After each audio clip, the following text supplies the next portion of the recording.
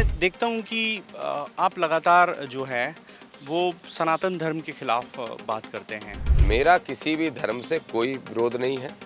मैं आडंबर पाखंड का विरोधी हूँ। मैं ये चाहता हूँ कि हमारे SC ST OBC के लोग आडंबर पाखंड को छोड़ें और वैज्ञानिक तकनीकी को अपनाएं। मैं मोहन यादव जी की बात कर लूँ, मुख्यमंत्री साहब की, वो खुद को कृष्ण का वंशज कहते हैं और वो कृष्ण जी से खुद को जोड़ते हैं, और आप इस तरह की बातें करते हैं। दो एक ही समाज के व्यक्ति। मोहन यादव जी को ये जवाब जरूर देना चाहिए कि वही कृष्ण की कथा करने वाला एक कृष्ण वंशज जब इटावा में जाता है तो उसकी चोटी काट ली जाती है और मोहन यादव जी उस पर साइलेंट रहते हैं। क्यों रहते हैं मोहन बाबू साइलेंट?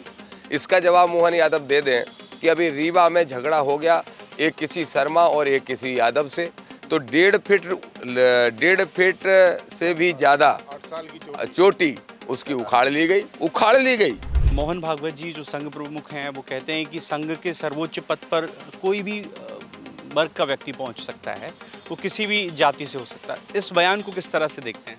RSS का प्रमुख एक ही जाति का बनेगा और वो भी ग्वालियर का ब्राह्मण नहीं बन सकता, बुंदेलखंड का नहीं बन सकता, आपके बिहार का, उत्तर प्रदेश का नहीं बन सकता। अगर कोई बनेगा तो महाराष्ट्रीयन ब्राह्मण बनेगा, उसके अलावा कोई उसका प्रमुख नहीं बनता। मैं तो और बड़ा आरोप लगा रहा हूँ। रातौगढ़ में अब आपका जो विरोध प्रदर्शन है वो रहेगा, जयवर्धन निशाने पर है कि जयवर्धन का एक वीडियो वायरल हो गया जिसमें वो कह रहा है, पूड़ी खाते खाते दिग्विजय सिंह जी का बेटा वो कह रहा है कि हाँ ये UGC बिल के बहुत गलत नियम बन गया, इसकी खिलाफत करना चाहिए। अब मैं जा रहा हूँ 17 तारीख को उसी की रातौगढ़ में सभा करने संकल्प यात्रा के माध्यम से, और उससे पूछूंगा वहाँ के यादव से, धाकर से, किरार से, अहीर से, गुर्जर से, रावत से, कुर्मी से, लोधी से, सबसे पूछूंगा, बताओ UGC का विरोध करने वाले UGC का नहीं OBC का विरोध कर रहे हैं मेरे भाई।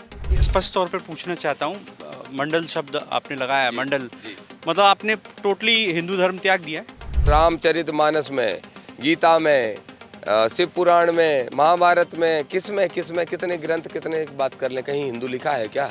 आपकी जो पत्नी है वो IAS पर्सनल विषय है, इसमें मैं बात नहीं करना चाहता। द प्रेस हिंदी में आपका स्वागत है। मेरे साथ खास मेहमान आज़ाद समाज पार्टी के सीनियर लीडर दामोदर यादव जी मौजूद हैं, उनसे बात कर लेते हैं।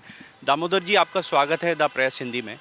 मैं देखता हूं कि आप लगातार जो है वो सनातन धर्म के खिलाफ बात करते हैं, और हाल के जो बयान हैं वो कुछ इस तरह के रहे कि आपके खिलाफ तमाम सारे लोगों ने एलिगेशन भी किया कि आप सिर्फ़ और सिर्फ सनातन धर्म के साधु महात्माओं को टारगेट कर रहे हैं, सनातन धर्म के लोगों को टारगेट कर रहे हैं। प्रहलाद जी, पहला सवाल तो मेरा ये है, आप जागरूक पत्रकार हैं, मुझे पहले ये बता दे कोई कि मेरे धर्म का नाम है क्या। मेरे दादा परदादा को बताया गया था कि वैदिक धर्म है हमारे धर्म का नाम, फिर पता नहीं अचानक से हम हिंदू हो गए। अब हिंदू के बाद अभी पता चला हमें कि अब हम फिर से सनातनी हो गए। तो ये तब से सनातन शुरू हो गया है जब से लोगों ने ये सवाल पूछना शुरू किया कि आखिर किस हिंदू धर्म के, किस सनातन धर्म के किस ग्रंथ में हिंदू लिखा है, हमारा नाम हिंदू कैसे पड़ा। अगर सिंधु के कारण हिंदू हो गए तो एक धर्म कैसे बन सकता है? वो फिर एक वो समुदाय बन सकता है, एक समूह बन सकता है, धर्म कैसे बन सकता है? मेरा किसी भी धर्म से कोई विरोध नहीं है। मैं आडंबर पाखंड का विरोधी हूँ। मैं ये चाहता हूँ कि हमारे SC ST OBC के लोग आडंबर पाखंड को छोड़ें और वैज्ञानिक तकनीकी को अपनाएं और प्रैक्टिकल लाइफ को जीने का काम करें। इसलिए हमने धीरेन्द्र शास्त्री जैसे लोगों का विरोध शुरू किया। अब इसमें उनके कुछ तनखैया लोग या कुछ ऐसे मनुवादी लोग जो इस देश को, भारत को बाबा साहब द्वारा लिखे हुए संविधान से नहीं बल्कि मनुविधान से चलाना चाहते हैं, वो मुझे धर्म विरोधी और राष्ट्र विरोधी घोषित करने का काम कर रहे हैं। उसकी मुझे परवाह भी नहीं। UGC को लेकर आपने देखा किस तरह से सवर्ण समाज के लोगों ने प्रोटेस्ट किया, विरोध हुआ। आप किस तरह से देखते हैं UGC एक्ट को? अभी भी लगातार विरोध की जो सिलसिला है वो जारी है, आंदोलन की तैयारियां लगातार चल रही हैं।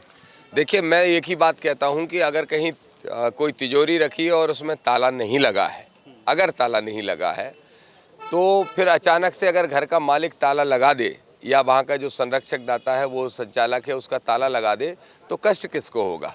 कष्ट उसको होगा जो उसमें चोरी करने की मनसा बना के बैठा हुआ है। मैं एक ही बात पूछूंगा कि UGC नियम में किसके खिलाफ क्या है? अगर यूजीसी के नियमों में एससी, एसटी, ओबीसी के लोगों को एक सुरक्षा कवच दिया गया तो दूसरों को पेट में दर्द क्यों हो रहा है? और उन्हीं को दिक्कत हो रही है जो कहीं ना कहीं जाति और वर्ग के आधार पर शोषण करते रहे, भेदभाव करते रहे। यूजीसी में जो नियम परिवर्तन हुए हैं, आदरणीय चंद्रशेखर आज़ाद जी हों चाहे दामोदर मंडल हो, हम सब इसके समर्थन में हैं। और आगामी 12 तारीख को भीम आर्मी ने अनाउंस किया है, आज़ाद समाज पार्टी भीम आर्मी मिलके एक बड़ा आंदोलन भोपाल में करने जा रहे हैं, जिसमें हम राजभवन का घेराव कर रहे हैं, मुख्यमंत्री का घेराव कर रहे हैं। और हमारी एक ही मांग है, देखिए भाई, जब 2-3% लोग सड़कों पर उतर के अगर सुप्रीम कोर्ट तक ये मैसेज पहुंचा सकते हैं कि ये नियमों के हम खिलाफ हैं, तो हम इस देश के 90% लोग भी ये मैसेज पहुंचाना चाहते हैं कि इन नियमों को हम जारी रखना चाहते हैं। और आगामी जो तारीख होगी, जब डिसीजन होगा, तो सुप्रीम कोर्ट हमारी भावनाओं की कदर करेगा। हम यूजीसी के फेवर में। आप यादव समाज से आते हैं, दामोदर आपका नाम है। जिस तरह से मैं देखूं तो दामोदर तो भगवान कृष्ण का नाम है, विष्णु का भी, भगवान विष्णु का भी नाम है। तो आप इस तरह की जब बातें करते हैं तो लोगों को बड़ा आश्चर्य होता है। मैं मोहन यादव जी की बात कर लूं, मुख्यमंत्री साहब की, वो खुद को कृष्ण का वंशज कहते हैं और वो कृष्ण जी से खुद को जोड़ते हैं, और आप इस तरह की बातें करते हैं, दो एक ही समाज के व्यक्ति। कोई बात नहीं, जब जागे तब सवेरा। पहले मैं भी कृष्ण भगवान से ही अपने आप को जोड़ के, और वही आधार, वही पहचान, मैं भी कभी हिंदी, हिंदुस्तान की बात करता था। और ज़्यादा अच्छी बात यही है कि जब तर्क की शक्ति जागी, अगर इस प्रकृति ने हमें ये शरीर दिया है, हमारे माँ बाप से हमें ये शरीर मिला है, ये जो शरीर मिला है, इसमें सबसे महत्वपूर्ण जो अंग है वो है हमारा दिमाग। और दिमाग सही काम कर रहा है, ये इस आधार पर तय होता है कि आपकी तर्क शक्ति है कि नहीं, सोचने समझने की क्षमता है कि नहीं, बुरा भला समझते हो कि नहीं। और वो बुरा भला जब समझ में आया तो समझ में आया कि धर्म के नाम पे आडंबर पाखंड की दुकानें जो चल रही हैं, उनके ग्राहक बनने की बजाय बेहतर है एक ऐसा कार्यकर्ता बनो जो इस देश और प्रदेश के अंदर संविधानवादी सोच को पैदा करे। कृष्ण वंशज होना कोई बुरी बात नहीं है, लेकिन मैं ये कहता हूँ कि कृष्ण की कथाएं पढ़ता कौन है, करता कौन है। और अगर कृष्ण की कथा, मोहन यादव जी को ये जवाब जरूर देना चाहिए कि वही कृष्ण की कथा करने वाला एक कृष्ण वंशज जब इटावा में जाता है तो उसकी चोटी काट ली जाती है, और मोहन यादव जी उस पर साइलेंट रहते हैं। क्यों रहते हैं मोहन बाबू साइलेंट? इसका जवाब मोहन यादव दे दें कि अभी रीवा में झगड़ा हो गया, एक किसी शर्मा और एक किसी यादव से, तो 1.5 फीट से भी ज़्यादा 8 साल की चोटी उसकी उखाड़ ली गई। मैंने जब उस लड़के से बात की, रोहित से, मैंने पूछा, भाई रोहित बताओ चोटी किसने काटी? तो बोले, भाई साहब चोटी काटी नहीं, लोगों ने ये कहते हुए चोटी उखाड़ी कि तुम यादव हो, तुम्हें चोटी रखने का अधिकार नहीं है। बताइए, ऐसे धर्म में यादव, गुर्जर, दांगी, रावत, कुशवाहा, पाल, कुर्मी, सेन, साहू, सोनी कौन रहना चाहेगा? कोई नहीं रहना चाहेगा ऐसे धर्म में, जहां सिर्फ धर्म के आधार पर चोला पहन के 2-3% लोग उसके ठेकेदार बने, मालिक बने, और उच्च जाति का बनाए अपने आप को, फिर हम सबको गुलाम बनाने का काम करें। ऐसे धर्म को हम नहीं मानते। मेरा एक और सवाल है कि आपकी जो पत्नी है वो IAS पर्सनल विषय है, इसमें मैं बात नहीं करना चाहता। चलिए, मैं आगे सवाल पूछता हूँ। मोहन भागवत जी जो संघ प्रमुख हैं, वो कहते हैं कि संघ के सर्वोच्च पद पर कोई भी वर्ग का व्यक्ति पहुंच सकता है, वो किसी भी जाति से हो सकता है। इस बयान को किस तरह से देखते हैं? मोहन भागवत जी एक ही बात का उत्तर दे दें कि आज तक जितने संघ प्रमुख बने, उनमें से सिर्फ एक गैर ब्राह्मण बना है, रज्जू भैया, वो भी एक्सीडेंटल कुछ दिनों के लिए। कोई महिला आज तक नहीं बनी, कोई महिला, कोई SC का नहीं बना, कोई OBC का नहीं बना, कोई आदिवासी वर्ग का नहीं बना। तो फिर वो इस बात का जवाब दे दें कि उनकी बात कैसे सच मानी जाए। देखिए, उसमें मैं तो एक और दावे से बात कहता हूँ, RSS का प्रमुख एक ही जाति का बनेगा, और वो भी ग्वालियर का ब्राह्मण नहीं बन सकता, बुंदेलखंड का नहीं बन सकता, आपके बिहार का, उत्तर प्रदेश का नहीं बन सकता। अगर कोई बनेगा तो महाराष्ट्रियन ब्राह्मण बनेगा, उसके अलावा कोई उसका प्रमुख नहीं बनता। मैं तो और बड़ा आरोप लगा रहा हूँ, और इसका मोहन भागवत जी के पास जवाब हो तो इस बात का उत्तर दे दें।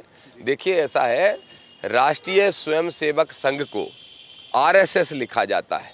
मैं ये कहता हूँ उसका असली नाम है रेशियल सुपीरियर सिस्टम। ये जाति के आधार पर लोगों को बड़ा और ऊंचा बनाने का काम इस संघ का है, और इसलिए ऐसे संघ, ये भारतीय जनता पार्टी का असल बैकबोन है तो संघ है, और संघ ही तो ये भाजपा को सिखाता है। यही तो मनुवाद लाना चाहते हैं। मनुवाद कौन लाना चाहता है?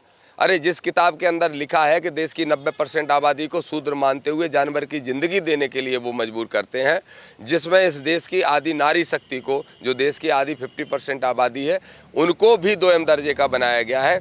ऐसे ग्रंथ को अगर कोई भारत का संविधान लागू कराना चाहता है तो वो RSS और बीजेपी कराना चाहती है। ये झूठी बात है। अगर मोहन भागवत जी ये कह रहे हैं तो चलिए मैं कह देता हूँ, हमारे संगठन में एक बहुत अच्छे कार्यकर्ता हैं राहुल वाल्मीकि, या वो ही ढूंढ लें और बना दें एक बार संघ का प्रमुख, बना दें। और मुखौटा बनाने की ज़रूरत नहीं है। मुखौटा तो नरेंद्र मोदी जी को भी, प्राइम मिनिस्टर भी मुखौटा है, इस प्रदेश का मुख्यमंत्री भी मुखौटा है। आप बीजेपी और आरएसएस के खिलाफ ही बोलते हैं, ऐसा कहा जाता है। आप तो कांग्रेस में भी रहे हैं, दिग्विजय सिंह और कमलनाथ का भी आपने वो देखा है नेतृत्व, किस तरह का रहा आपका उनके साथ? देखिए प्रहलाद जी, कांग्रेस को मैं बोलता हूँ सामंतशाही पार्टी और बीजेपी को मैं बोलता हूँ मनुवादी पार्टी। कमलनाथ भले ही प्रदेश अध्यक्ष थे और मैं सबसे यंगेस्ट प्रदेश उपाध्यक्ष था, मैनवाडी का सबसे कम उम्र का प्रदेश उपाध्यक्ष था।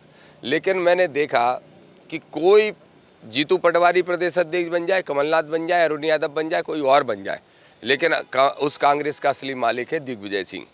दिग्विजय सिंह उसके असली मालिक है।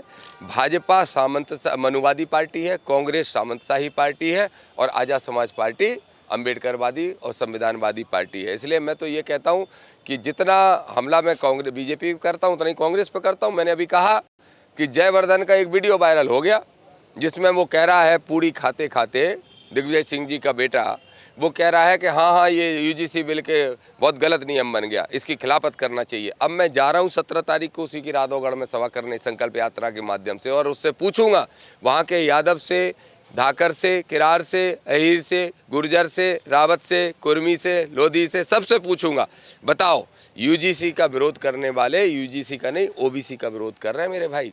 क्योंकि SC और OBC ST के बच्चों को तो फिर भी सुरक्षा कवच था, लेकिन अगर किसी को नहीं था तो OBC को नहीं था।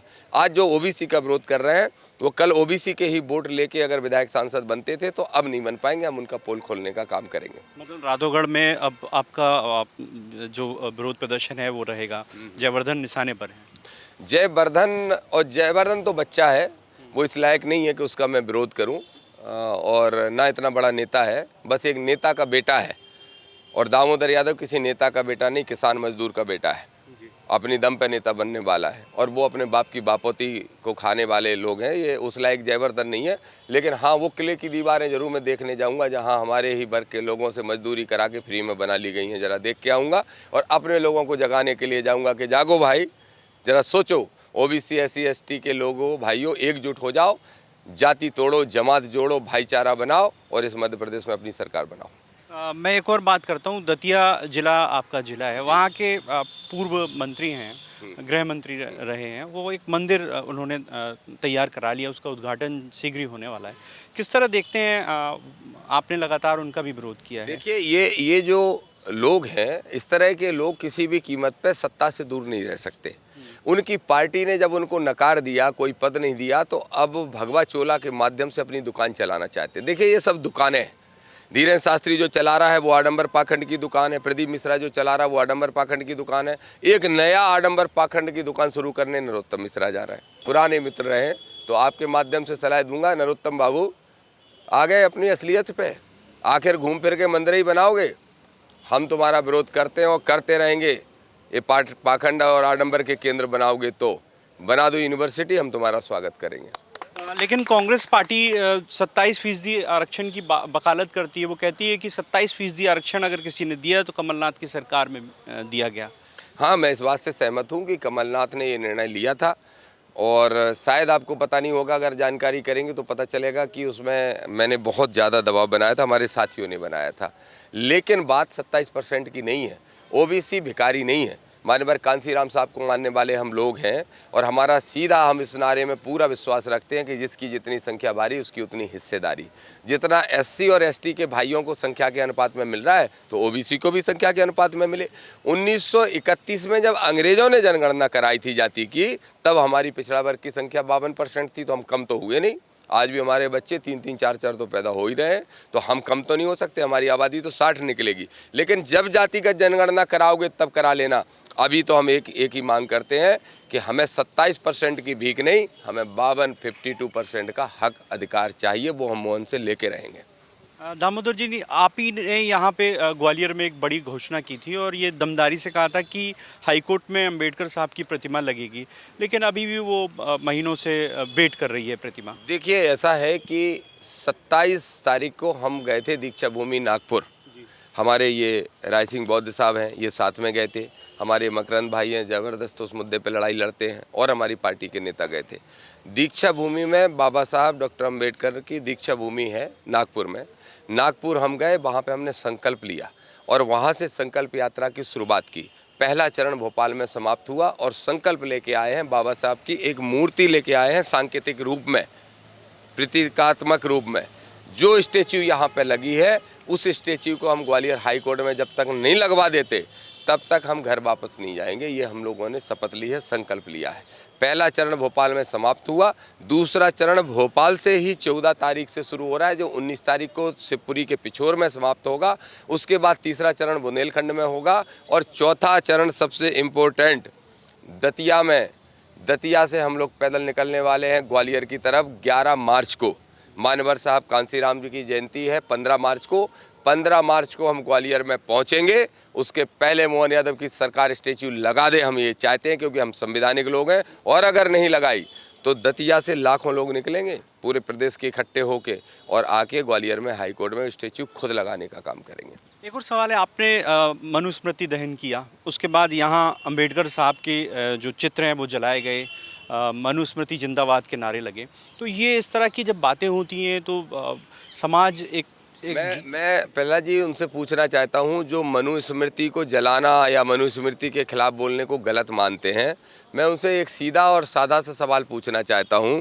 पहले वो बता दें कि वो अपने घर की औरतों की इज्जत करते हैं कि नहीं, अपनी और घर की औरतों को बराबरी का सम्मान देना चाहते हैं कि नहीं।